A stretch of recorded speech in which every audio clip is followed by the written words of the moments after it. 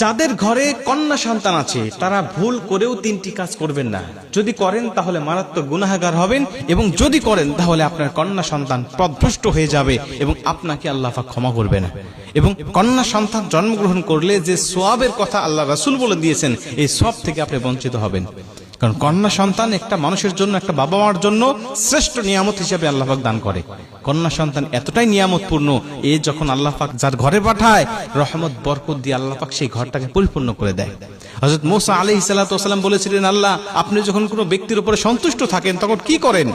আল্লাহ পাক বলেছিল, মূসা আমি যখন কোনো ব্যক্তির উপরে সন্তুষ্ট থাকি আমি সর্বপ্রথম তাকে একটা কন্যা সন্তান তার ঘরে পাঠিয়ে দিই। তার মানে এটা বোঝা যায় যার ঘরে কন্যা সন্তান আছে আল্লাহ পাক তার উপরে হয়তোবা কোনো এক সময় খুশি হয়েছিল, রাজি হয়েছিল, যার কারণে আল্লাহ পাক তার ঘরে একটা কন্যা সন্তান দান করে দিয়েছে। অতএব ভেবে নিতে পারি যে এই কন্যা সন্তান আল্লাহ পাকের পক্ষ থেকে একটি শ্রেষ্ঠ নিয়ামত হিসাবে আমাকে দান করেছে। অতএব এই কন্যাকে কখনো অবহেলা করব না। প্রথম নম্বর কাজ হলো, এই কন্যা সন্তান যাদের ঘরে আছে এই কন্যা সন্তানকে আমরা অন্য কোনো পর পুরুষের কোলে দেব না। একবারে নবজাতক হলে সে বিষয়টা ভিন্ন, কিন্তু যখন আপনার সন্তান একটু বড় হয়ে যাবে, 3 বছর 4 বছর 5 বছর 7 বছর বয়স যখন হয়ে যাবে, এই কন্যা সন্তানকে কোনো পর পুরুষের কোলে দিবেন না। কারণ মানুষ, কিছু কিছু মানুষের চরিত্র পশুর থেকেও নিকৃষ্ট। আল্লাহ পাক বলেন, উলাইকা কাল আনআম বাল হুম আদল, এরা হলো চতুষ্পদ জন্তুর ন্যায়, বরং তার থেকেও নিকৃষ্ট। বর্তমান সময়ে আপনারা দেখেছেন ছোট বাচ্চা থেকে শুরু করে নিয়ে 80 বছরের বৃদ্ধা পর্যন্ত কিন্তু কিছু কিছু মানুষের হাতে নিরাপদ নয়।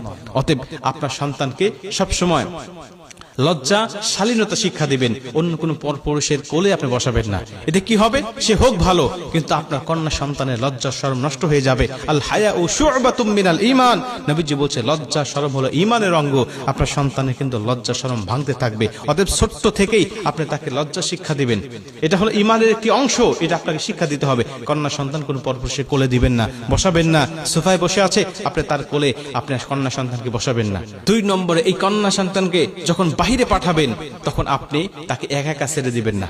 স্কুলে যাক, মক্তবে যাক, মাদ্রাসায় যাক, যেখানে যাক না কেন, আপনি তাকে একা ছেড়ে দিবেন না। আপনি নিজে তাকে রেখে আসবেন, আবার আসার সময় তাকে নিয়ে আসবেন।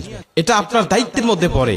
নবীজি বলছেন, কন্যা সন্তান যখন কারো জন্মগ্রহণ করে, ওই কন্যা সন্তানের বাবা এবং আমি নবী একই জান্নাতের মধ্যে থাকবো। তার মানে কি জন্ম হলেই নবীজির সাথে থাকবে? বিষয়টি এমন নয়। তাকে সম্পূর্ণভাবে দায়ভার গ্রহণ করতে হবে, তাকে ভরণ পোষণ দিতে হবে, তাকে উপযুক্ত পাত্রস্থ করা পর্যন্ত তার কাছে লালিত পালিত করতে হবে এবং সঠিক ব্যবহার তার সাথে করতে হবে।